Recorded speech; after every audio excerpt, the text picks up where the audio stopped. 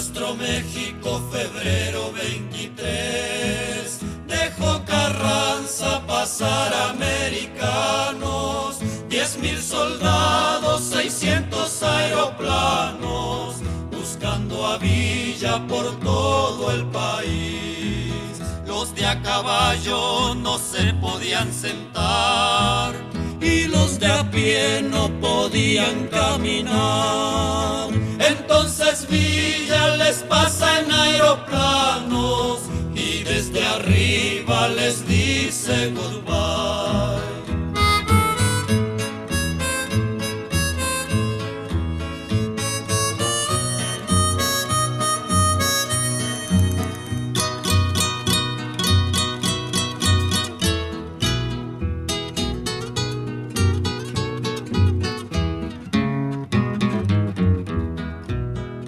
Comenzaron a volar los aeroplanos, entonces Villa un gran plan les formó. Se vistió de soldado americano y a sus tropas también las transformó.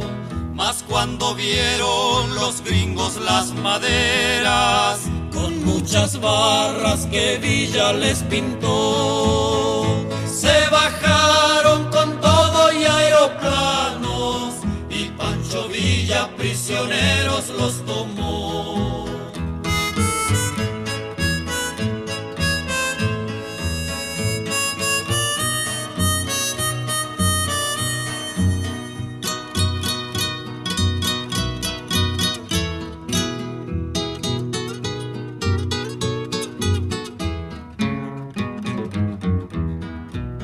Todas las gentes en Chihuahua y Ciudad Juárez, muy asustada y asombrada se quedó de ver tanto gringo y carrancista que Pancho Villa en los postes les colgó.